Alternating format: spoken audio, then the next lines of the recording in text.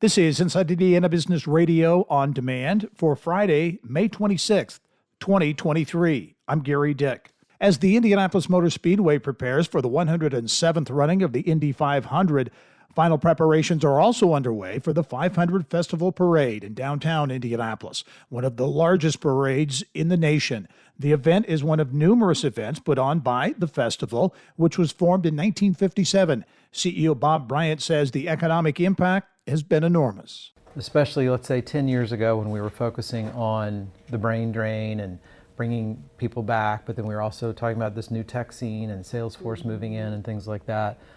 And it was when you can use the race to create all of everything else that happens in May, that some of what falls on, is a part of our responsibility.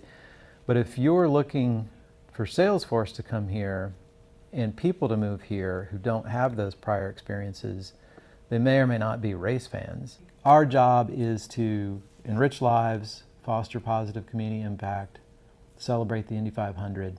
Valparaiso Mayor Matt Murphy has cut the ribbon to mark start of operations for 100 solar panels atop City Hall there. Our partners at the Times of Northwest Indiana report the project is part of an overall effort to add solar panels to several city buildings, which officials say would save the city some $5.2 million over their 35-year lifespan. Governor Eric Holcomb has announced the appointment of Department of Local Government Finance Commissioner Wesley Bennett to the Indiana Utility Regulatory Commission. Bennett will fill the vacancy left by Stephanie Krevda. From the state's #1 source for Indiana business news, you're listening to Inside Indiana Business Radio. Indiana, it's time to get revved up. Inside Indiana Business is going racing. We'll be at the Indianapolis Motor Speedway for the month of May and take you inside the business of motorsports, from gasoline alley to high-tech race shops to small-town dirt tracks. We'll explore what fuels a billion-dollar industry in the state. Join the entire Inside Indiana Business team from the world's greatest race course for Business at the Brickyard, brought to you by Purdue University. It's checkered flag coverage you won't want to miss. West Lafayette-based real estate investment firm Munzer has increased its ownership stake in what it calls one of the largest student housing assets in the nation. The firm and its partner, Illinois-based T2 Capital Management, have acquired Village West near Purdue University. Financial terms of the deal, with Munzer's new partner not being disclosed. Munzer originally acquired the complex in 2020 with a West Coast-based equity partner for $48 million.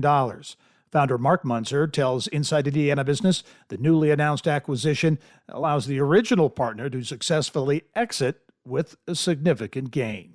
Conner Prairie continues to tweak its plans for a 260-acre expansion on the west side of the White River in Carmel.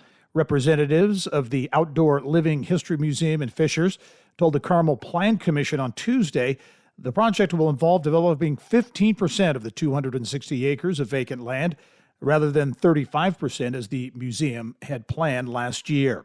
The Franklin College Board of Trustees has voted to extend the contract of President Carey Prather through at least June of 2026. The board cites his, quote, remarkable leadership in moving the college forward. Girls Inc. of Greater Indianapolis has named Lindsay Gramlich as Chief Executive Officer and President. She has been serving in that role on an interim basis. Previously, Gramlich served in several leadership positions at the Children's Museum of Indianapolis for 12 years. This is Gary Dick for Inside Indiana Business Radio on demand.